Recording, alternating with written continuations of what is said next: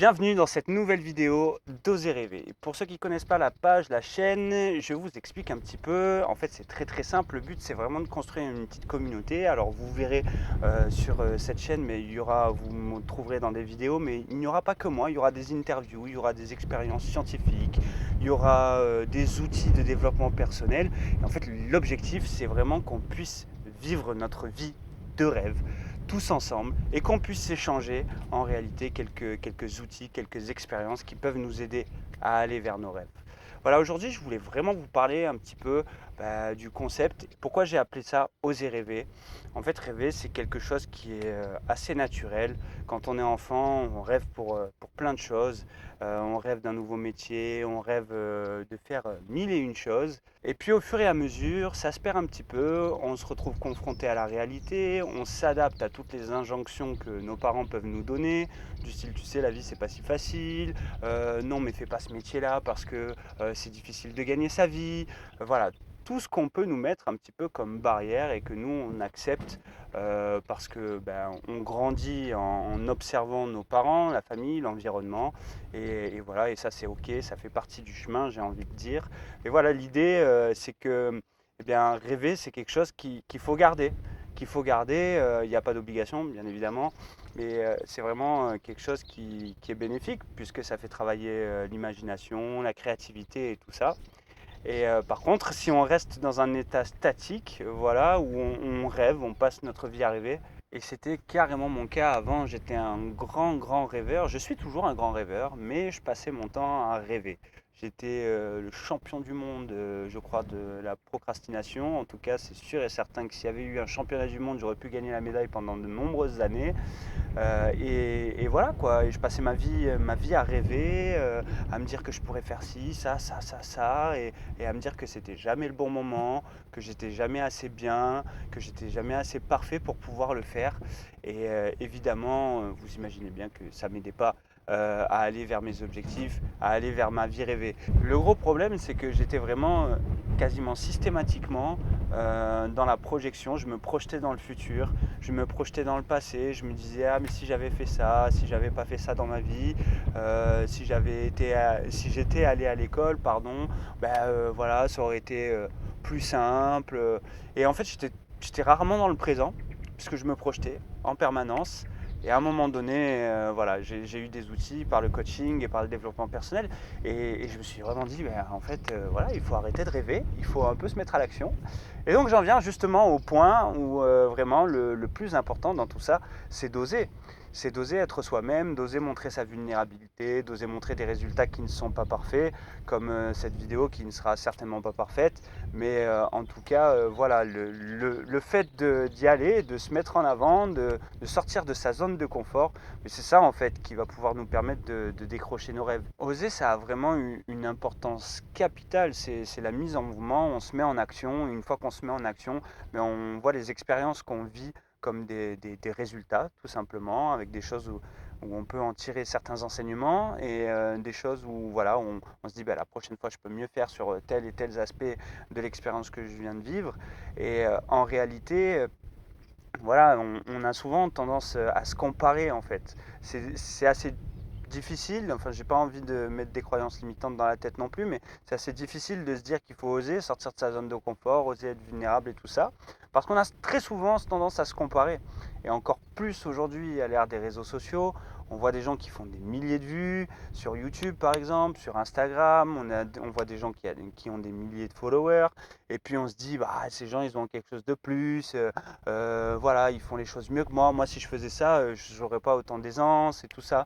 Et donc forcément, quand on vient à se lancer avec l'expérience d'un débutant, comme cette vidéo est une vidéo avec l'expérience d'un débutant, eh bien on est très vite amené à se comparer à l'autre et on envoie des mauvais signaux en fait à notre cerveau. On lui envoie que les autres sont mieux que nous. Et en réalité, tout ça, ça vient parce qu'il y a plein de choses qu'on ne voit pas. Il y a plein de choses qu'on ne voit pas. On ne voit pas dans les vidéos qu'on peut trouver sur YouTube, dans les gens qui ont percé à la télé, des acteurs, dans les gens qui ont vraiment réussi leur vie. La plupart du temps, on voit que la face visible de l'iceberg. On ne voit pas tout ce qu'il y a derrière, tous les essais qu'ils ont dû faire pour arriver à ce résultat-là. Qui est ensuite des variations, j'ai dit. Et dessus, vous mettez une belle bouteille en vin. Une belle bouteille en vin, oui, tout à fait. Si on reste trop dans le mental, on ne met pas en physique les choses, on ne concrétise pas les choses. À l'époque de l'ère glaciaire,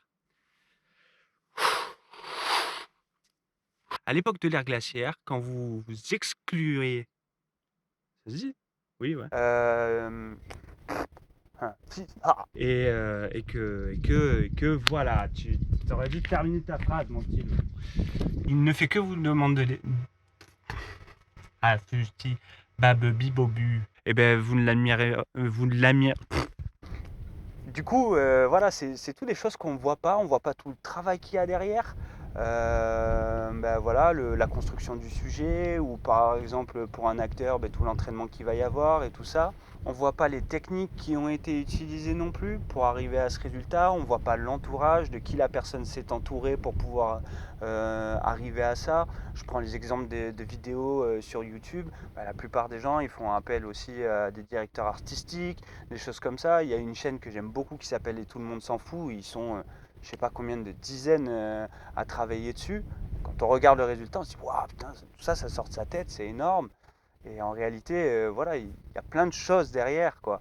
Euh, et c'est ça, en fait, c'est ça qui est aussi important, c'est de regarder que voilà, en fait, évidemment, Paris ne s'est pas construit en un jour. Et donc, forcément, quand on va sortir de notre zone de confort, on va se retrouver confronté à certaines difficultés. Mais l'essentiel, c'est de s'accepter, d'avoir la compassion pour soi-même, de se dire que on démarre et que c'est normal, ça ne peut pas être parfait. Et que peut-être qu'un Keanu Reeves, qu'un Bruce Willis, il est passé par là aussi, que les personnes qu'on regarde et qu'on admire, elles sont passées par là, quoi.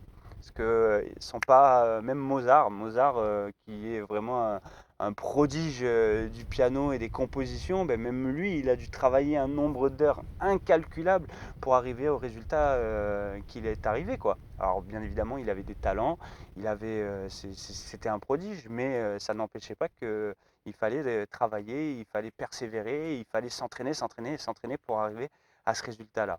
Ce qu'on ne nous dit pas aussi, c'est comment dire, les périodes d'inconfort en fait que les gens ont pu rencontrer. On est là, on voit le résultat final.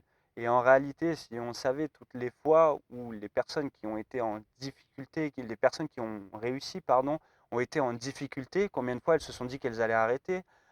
Parce que, évidemment, ça demande un effort particulier de sortir de sa zone de confort, ça demande de se montrer vulnérable, ça demande d'accepter d'être critiqué, ça demande beaucoup de choses comme ça.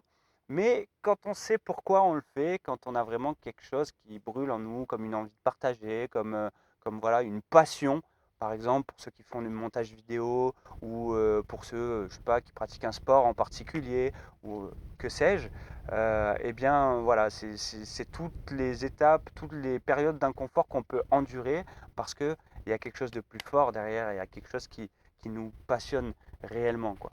Moi, il y a un truc qui me fait beaucoup sourire quand je regarde sur Instagram, sur Facebook et tout ça.